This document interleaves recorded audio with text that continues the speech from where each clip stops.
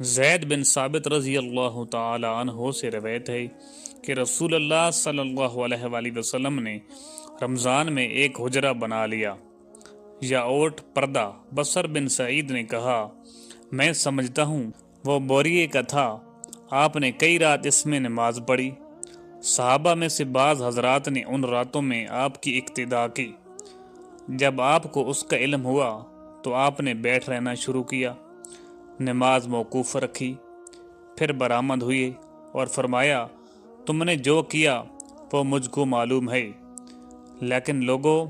تم اپنے گھروں میں نماز پڑھتے رہو، کیونکہ بہتر نماز آدمی کی وہی ہے جو اس کے گھر میں ہو، مگر فرض نماز مسجد میں پڑھنا ضروری ہے۔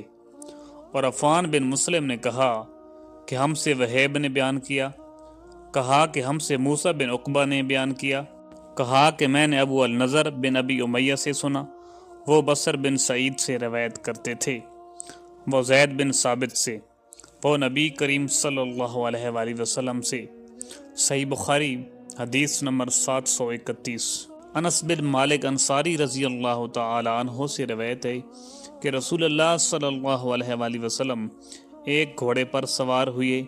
اور گر جانے کی وجہ سے آپ کے دائیں پہلو میں زخم آ گئے۔ حضرت انس رضی اللہ تعالی عنہ نے بتلایا کہ اس دن ہمیں آپ نے ایک نماز پڑھائی،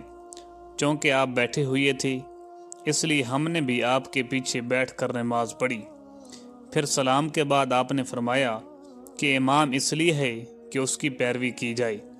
اس لیے جب وہ کھڑے ہو کر نماز پڑھے تو تم بھی کھڑے ہو کر پڑھو، اور جب وہ رکوع کرے تو تم بھی رکوع کرو، اور جب وہ سر اٹھائے تو تم بھی اٹھاؤ، اور جب وہ سجدہ کرے تو تم بھی کرو، اور جب وہ سمیع اللہ لمن حمدہ کہے تو تم ربنا ولک الحمد کہو۔ صحیح بخاری حدیث نمبر 732۔ انس بن مالک رضی اللہ تعالی عنہ سے روایت ہے کہ رسول اللہ صلی اللہ علیہ وآلہ وسلم گھوڑے سے گر گئے اور آپ زخمی ہو گئے، اس لیے آپ نے بیٹھ کر نماز پڑھی، اور ہم نے بھی آپ کی اقتداء میں بیٹھ کر نماز پڑھی۔ پھر نماز پڑھ کر آپ نے فرمایا کہ امام اس لیے ہے کہ اس کی پیروی کی جائے، اس لیے جب وہ تکبیر کہے تو تم بھی تکبیر کہو، اور جب وہ رکوع کرے تو تم بھی رکوع کرو، اور جب وہ سر اٹھائے تو تم بھی اٹھاؤ، اور جب وہ سمیع اللہ لمن حمدہ کہے تو تم ربنا ولک الحمد کہو، اور جب وہ سجدہ کرے تو تم بھی کرو۔ صحیح بخاری حدیث نمبر 733۔ حضرت ابو ہریرہ رضی اللہ تعالی عنہ سے روایت ہے کہ رسول اللہ صلی اللہ علیہ وآلہ وسلم نے فرمایا،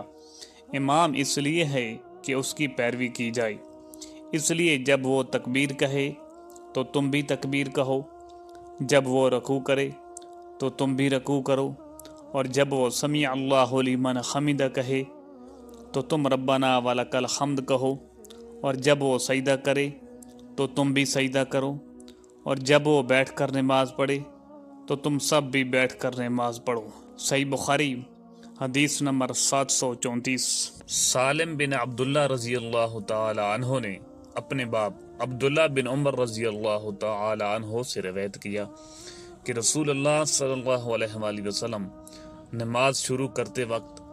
اپنے دونوں ہاتھوں کو مونڈوں تک اٹھاتے، اسی طرح جب رکوع کے لیے اللہ اکبر کہتے اور جب اپنا سر رکوع سے اٹھاتے تو دونوں ہاتھ بھی اٹھاتے، اور رکوع سے سر مبارک اٹھاتے وہ یہ سمیع اللہ لمن حمدہ ربنا ولک الحمد کہتے تھے، سجدہ میں جاتے وقت رفع یدین نہیں کرتے تھے۔ صحیح بخاری حدیث نمبر 735۔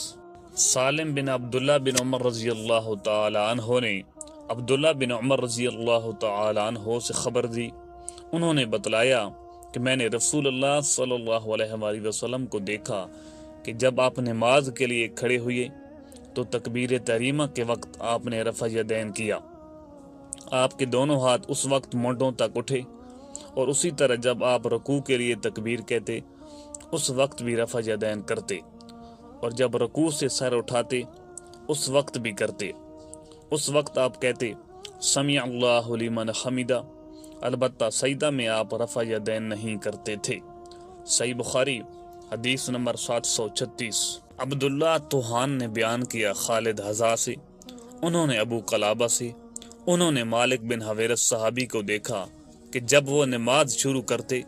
تو تکبیر تحریمہ کے ساتھ رفع یدین کرتے، پھر جب رکوع میں جاتے اس وقت بھی رفع یدین کرتے، اور جب رکوع سے سر اٹھاتے تب بھی کرتے۔ اور انہوں نے بیان کیا کہ رسول اللہ صلی اللہ علیہ وآلہ وسلم بھی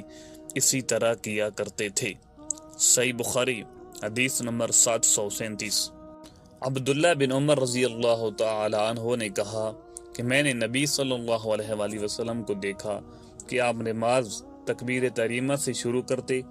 اور تکبیر کہتے وقت اپنے دونوں ہاتھوں کو مونڈوں تک اٹھا کر لے جاتے، اور جب رکوع کے لیے تکبیر کہتے تب بھی اسی طرح کرتے، اور جب سمیع اللہ لمن حمدہ کہتے تب بھی اسی طرح کرتے، اور ربنا لک الحمد کہتے سجدہ کرتے وقت یا سجدے سے سر اٹھاتے وقت اسی طرح رفع یدین نہیں کرتے تھے۔ صحیح بخاری حدیث نمبر 738۔ عبید اللہ عمری نے نافع سے بیان کیا کہ عبداللہ بن عمر رضی اللہ تعالی عنہ جب نماز میں داخل ہوتے تو پہلے تکبیر تحریمہ کہتے اور ساتھ ہی رفع یدین کرتے، اسی طرح جب وہ رکوع کرتے تب، اور جب سمیع اللہ لمن حمدہ کہتے تب بھی دونوں ہاتھوں کو اٹھاتے، اور جب قعدہ اولا سے اٹھتے تب بھی رفع یدین کرتے۔ آپ نے اس فعل کو نبی کریم صلی اللہ علیہ وآلہ وسلم تک پہنچایا کہ حضرت صلی اللہ علیہ وآلہ وسلم اسی طرح نماز پڑھا کرتے تھے۔ صحیح بخاری حدیث نمبر 739۔ امام مالک رحمۃ اللہ علیہ نے ابو حازم بن دینار سے، انہوں نے سال بن سعد رضی اللہ تعالی عنہ سے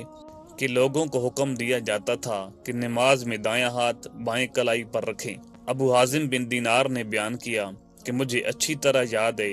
کہ آپ اسے رسول اللہ صلی اللہ علیہ وآلہ وسلم تک پہنچاتے تھے۔ اسماعیل بن ابی اویس نے کہا یہ بات حضرت صلی اللہ علیہ وآلہ وسلم تک پہنچائی جاتی تھی، یوں نہیں کہا کہ پہنچاتے تھے۔ صحیح بخاری حدیث نمبر 740۔